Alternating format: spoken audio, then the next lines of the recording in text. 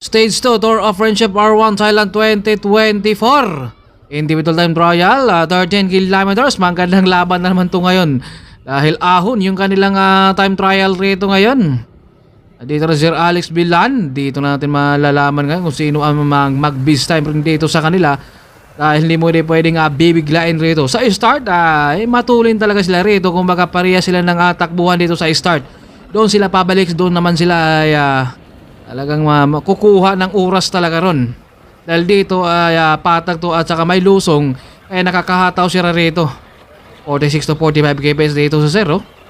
Kumbaga pinapanay-panay niya dito at hindi niya minamadali dahil ang iniisip dito ni Sir yung pabalik dahil makunat. Kumbaga ito yung dating ruta noon, kumbaga alam na rin ni Sir kung saan siya dapat babanat rito ngayon. Pero talagang stage 1, drugihan rin talaga sila dahil may ahon dito sa isang stage 2 naman nila.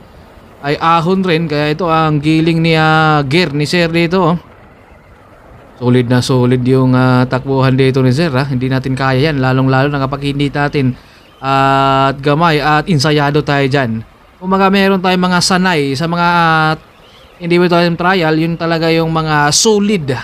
Kaya pagdating sa mga laro ay kayang-kaya lang pumanay. Pero lahat to sila dito sa start ay mga matutulin talaga to. Andito mo si Romeo Camingaw. Mabigat to si Romeo Camingaw dahil malakas pero marami ang nakabantay sa kanya.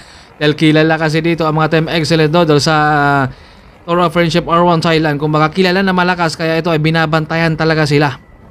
Simpleng-simple lang dito si Romeo Camingaw, kaya umabante na siya. Sir Alex, solid na solid yung sipa pa rin dito ni Sir Alex. Yun ang pabalik dito, doon naman talaga sila ay magkakatalo. Kung baka doon sila kukuha talaga ng oras dito. Hindi mo rin talaga pwedeng bibiglayin to dahil baka pagdating sa gitna mahihirapan ka na sa ahon. Kaya kailangan talagang dahan-dahanin mo talaga at tansyado mo. Ayan yung ahon yung pabalik na makunat. Kaya mabigat talaga kapag individual time trial dahil oras talaga ang kalaban mo. Dahil yung kalaban mo rin ang binabantayan niya, oras din na hindi dapat talaga siya babagal. Kailangan ay nakamintin talaga dapat. 44. Ang lakas ni Sir Alex Baka kaya niya nga mag-maintain ng ganong speed. Kapag hindi natin hindi tayo insayado diyan. Hindi natin kayang magagawa yan. Siguro hanggang 10 lang tayo sa maintain. Pero Sir Alex dito, kayang-kaya niya ay maintain dito yung 45 to 46 kph. Kung tumulin siya dito, maabot siya ng 50 dahil nakakapag-recover na siya dito dahil eto na, ahon na naman to. Ito ay pinipiga na dito ni Sir. 38, malakas pa rin dito. Kumbaga tansyado talaga dapat rito yung ITT mo na saan ka dapat magbagal at saan ka dapat magtulin rin. Kumbaga hindi mo persahin dapat talaga. Ayan yung gear ni Sir. Solid na solid pa rin. Kumbaga malakas sa ahon rin to si Sir Alex Kumbaga lalong-lalo na yung mga kapanahunan nila. Mga malakas yan na rumimati rin si Sir Alex. Andyan naman si Paring Labs kasama natin dito. Siyempre nandito si White Mix, nakuhanan rin. Maraming salamat din sa mga bagong subscribers natin. Shoutout kay Jared Jackson. Tuloy-tuloy dito yung panay-panay ni Sir Alex. Talagang hindi niya dito binibigla. Kumbaga tinitiis niya dito yung kanyang tining ng sipa rin dito. Dahil yung parang last 300 meters, yun yung makuna talaga. Kung yung malapit sa finish line, kapag bibiglain mo, talagang aatras ka ron Ayan giling ni Sir. Solid na solid pa rin dito yung kanyang sipa.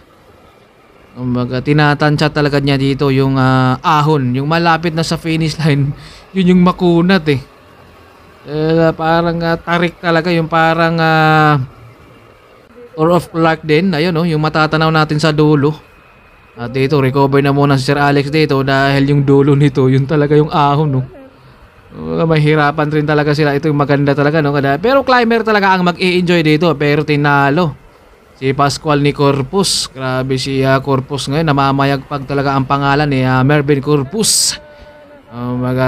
Sipag, tiyaga, disiplina at higit sa lahat ay meron ka talagang pursigido sa sarili mo.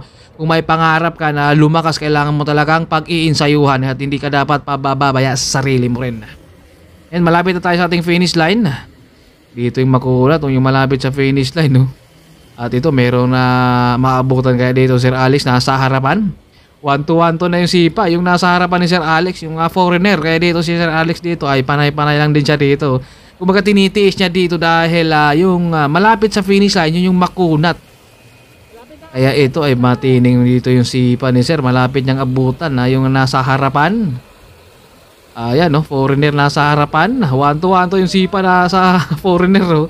Ito si Sir Alex dito ay pinapanay-panay niya muna talaga. Kumbaga tinitiis niya rito.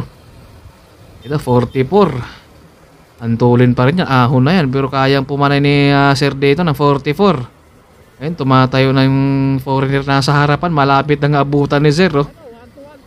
1-2 na yung foreigner ng sipa dito. Malapit na abutan dito Sir Alex. Yung nasa harapan. Grabe mga pigaan dito. Aabutan kaya dito ni Sir. Umaangat na dito yung foreigner. Oh. Talagang ubusan talaga sila ng lakas din dito at patiisan sila rito. Malapit ng abutan dito ni Sir yung nasa harapan. Nakaangat na dito yung foreigner. Oh. Tumaangat na rin dito si Sir. Malapit na yung kanilang finish line. Siyempre patiisan at patsagaan talaga to. Andito si Madam oh. Nakangiti habang pinagmamasdan dito. Ayan no, kunti na lang at hindi na naabutan. Hindi na sundot ni Sir. Grabe yung mintin ni Sir kanina 45 So 46 kps at andito naman si Romani ha. Lakas din dito ha. 37 kps matulin rin yan. Hindi natin kaya yung kanilang mga maintain rito. Tanging mga ensayado o yung mga professional lang talaga ang kayang gumagawa sa kanilang maintain. Dahil kapag hindi tayo sanay yan, hindi natin magagawa yan. Dahil start pa lang, kalas na tayo nyan. Lalong-lalo na si White Mix. Kumbaga sampula yung maintain natin dyan. Nandito si Romani, malakas to.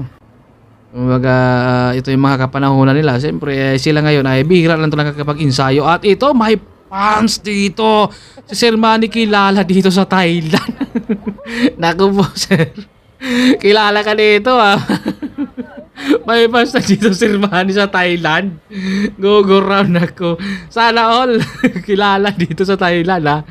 At maraming salamat din sa lahat ng mga subscribers natin. Thank you sa walang sawang support nyo kay White Mix Motovlog.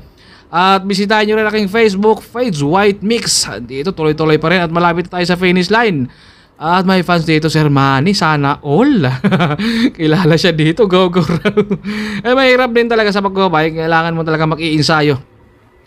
Baga disiplina. Kaya ito hindi natin kaya yung kanilang mga ginagawa. Kaya ito ay natutuwa tayo na talagang nagagawa nila yan eh. Kumbaga nangangarap sana tayo pero mahirap kapag ngayon tayo mag-i-start. Kumbaga kapag papalakas tayo sila ay todo lakas na tayo ay papalakas pa lang. And malapit na tayo sa finish line. Ito tumutunog-tunog na yung mga cambio dito ni Sir Manny ha. Siyempre nakaangat na siya rito. Tiis talaga dito sa ahon. At saka yung gear mo rin nagagamitin mo para ikaw ay makakausad sa ahon. Nandiyan na yung ating finish line. Tumatayo na siya rito. Nakaabang na sila dito mga Team Excellent Noodles ha. Sumisigaw na sila dito na go round na ako. Dito naman Sir Alex. Ayan yung ating finish line. Diyan naman si Shimano. Shout out Kimba at sa mga sponsor na tumutulong sa akin na nasa Canada, si Mr. Boyet Fernandez at Vice Mayor Dayan Beltrán tatay niya saka si Mr. Nico to Area 1.